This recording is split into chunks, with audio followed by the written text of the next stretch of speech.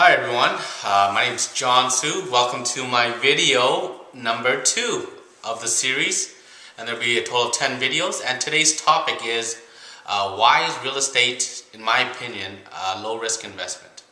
And really, I guess I'll start with the disclaimer. Everything that I say in any of my videos is really my personal opinion and from my own personal experiences and stuff that I've learned. And I'm not a lawyer, professional certified financial planner, or a tax accountant. So really, all I'm going to share with you today is my personal opinion on real estate, and probably this is one of the few times that I'll talk strictly about real estate, and it's just because that's what I know and I'm familiar with, and best way to explain examples. So why is real estate, in my opinion, a low risk investment? Well, let's look at it from the perspective of risk versus reward. When people think risk versus reward, the higher the risk, the higher the reward, and hence on the opposite side, the lower the risk, the lower the reward. So when you look at the institution of banks, and really when you think about it, banks are the experts on risk mitigation, and that my definition of a good investment or being successful at investing is really being an expert at managing risk. So when you think about it, you go to the bank, you look at all their products, and you're there to ask for money, whether it be a mortgage, a line of credit, or a credit card. So when you think about all the products that the bank offers, we all know that the lowest interest rate product that the bank offers is mortgages secured on residential real estate. That is the cheapest money you can get from the bank, and the bank will lend it to you at their lowest interest rate. So if you think about it, lowest interest rate, the banks are risk mitigation experts.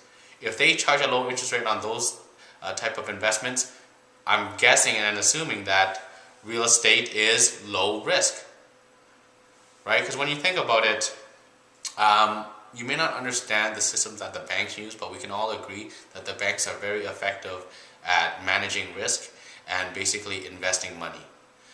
And when you look on the contrast of something that the bank charges very high interest rate on, credit cards. Credit cards have interest rates starting at 18 and up to high as 20-25%.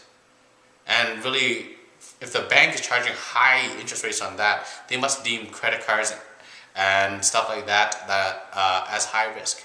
And really, what is the difference between a credit card and a piece of real estate?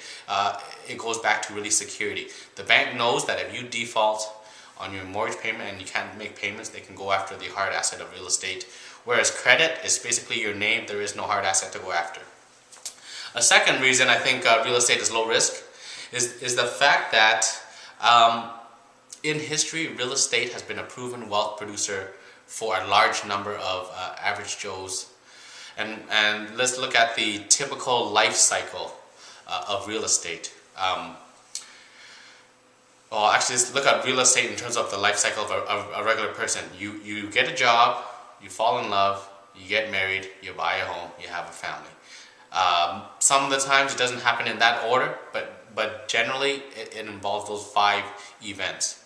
So when you think about it, people buy a home, move in, live there for 3 to 7 years, and all of a sudden, real estate prices go up quick. They have a real estate boom of some sort. All of a sudden, these people who bought a house for say $200,000, now the house is worth $300,000. So when you look at it, now they have an asset that is worth a lot more than when they bought it for. Hence, their first, access to real wealth. Most people get it via a line of credit against the home. And really, don't believe me that I say real estate works for people who've bought a home and lived in it for 5 to 7 years or 3 to 7. Go ask a bunch of people who have lived in a home, say from 5 to 7 years, and ask them, hey, how long you lived in your home and did you do very well on it? And most people who have lived in the home for 5 to 7 years will say they've done very well on it. And if you really ask them, do they think that that's the best investment, one of the best investments they've ever done, they would say yes. And when you ask them, when you listen to them retell the story of them buying the home, they said, you know what, we got lucky. But the thought occurs to me is, when you consistently hear enough people who've lived in the home from 5 to 7 years get lucky, is it really luck, or is it the fact that there's something about real estate that works? The banks think it's low risk. So really, do we really care to know why that it works? Or more importantly, do we know that and know and trust that it does work? And more importantly is, how do we do it for ourselves? That's probably the key thing, is doing it for yourself, because real estate does work. The third thing I really think makes real estate investments low risk is the fact that the information that is given in real estate can be verified by a third non-affiliated party.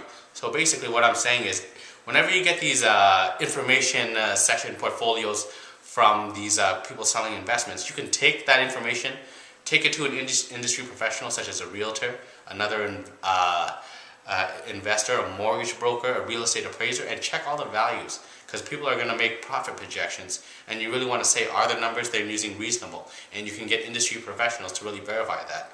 And when you think about risk, I really believe risk is directly related to the amount of information you know about something.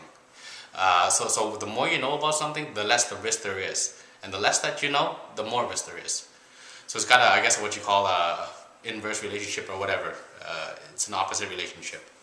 And really, the fourth thing that I believe makes residential real estate low risk is the fact that something a mentor told me. Residential real estate in an economic boom is the first thing to fill up, and in an economic bust, the last thing to empty. So when you think about an economic boom, what happens? Economy starts to heat up, jobs get created, people get jobs. After 3 months, when they're not on probation anymore, now they can qualify for a mortgage. Now they can qualify for a mortgage. Why would they rent?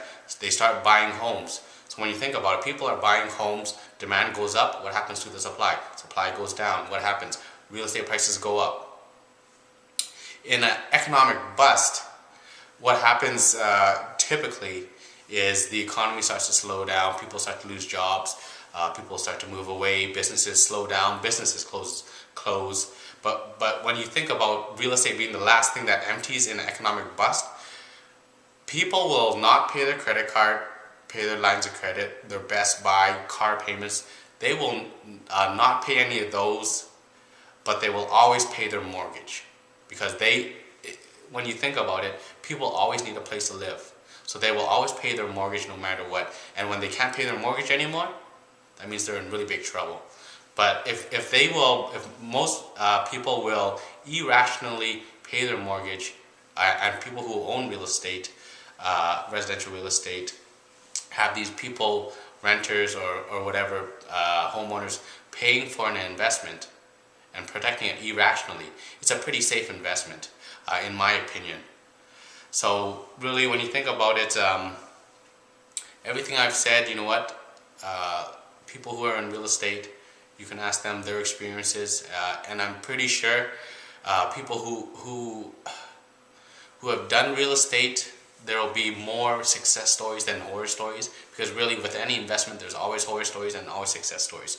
But what you will probably notice is that only in real estate will there be a consistent number of success stories where people have done very well. And I really, I guess, challenge you to take what I've said and really go out and test in the real world, because you know what, I could be, it could be a special situation, my view of the world, but I've been in the business long enough to know that, you know what, real estate is a consistent producer of wealth for average Joes. So I really think to thank you for watching the video, and I hope that if you find this video informative, share it with somebody, or even better, go to my blog, leave a comment, especially if you have a story of your own to share about real estate or a failure.